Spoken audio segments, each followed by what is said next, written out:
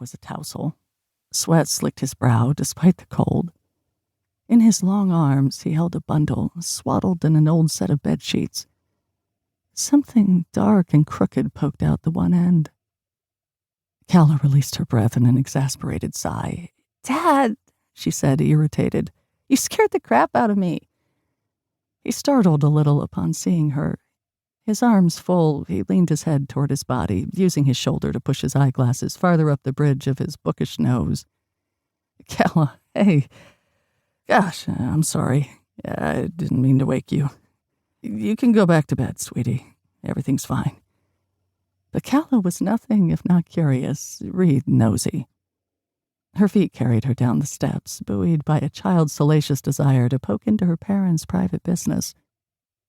"What are you doing?" she asked, eyebrows up, mouth down.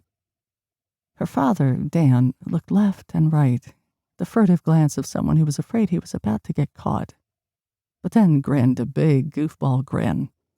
"What am I doing? Securing our future, Calla Lily. That's what I'm doing." He licked the corners of his mouth and hurried past her toward the kitchen. He put the bundle on their second-hand country nook table, a table already piled with stuff like bills, past due, a rusted toolbox, some kitchen implements, a can of dirt. If only Calla could one day find a boyfriend who loved her as much as Dad loved dirt. Every flat surface in their house became a shelf, he always said, with some exasperation, as if it wasn't him that was making it that way. "Our future," Calla said, bleary. She looked at the bed sheets. "It's just a bundle of sticks." And it was. Sticks like the fire-black fingers of a charred skeleton. "Not sticks," he said. "Branches. From a tree." He sniffed, still half panting with excitement. "You know what? I need a drink. A celebration drink. Preemptive," he muttered mostly to himself, but I think deserved. From the cabinet, he pulled a bottle of something brown. Whiskey. Calla admitted to having tried a sip about 6 months ago. It tasted like someone poured campfire ash down her throat. Why did adults drink that stuff? Did they hate themselves?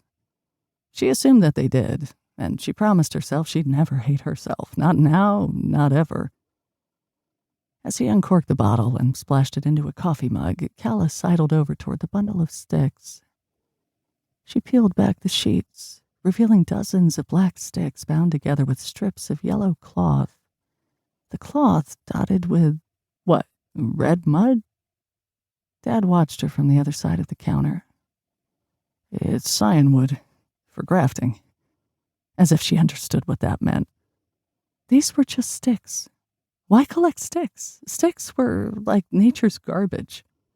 It was one of her chores here at the new old house to go around the yard picking up sticks.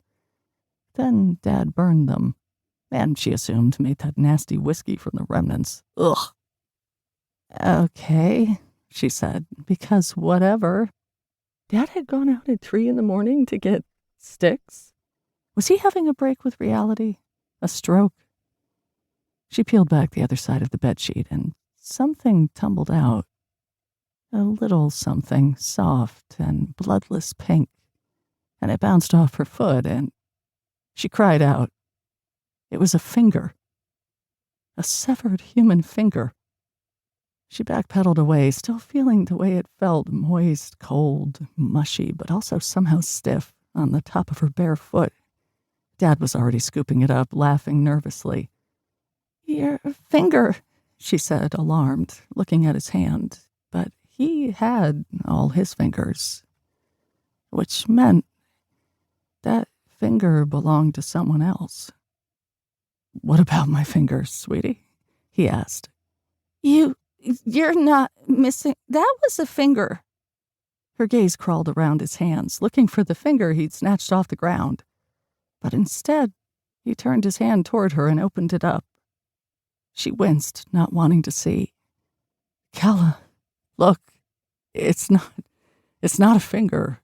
He laughed, almost dismissively, like, what a stupid little kid. "You must be tired." Peeking through squinted lids, she saw that he was right. It wasn't a finger at all.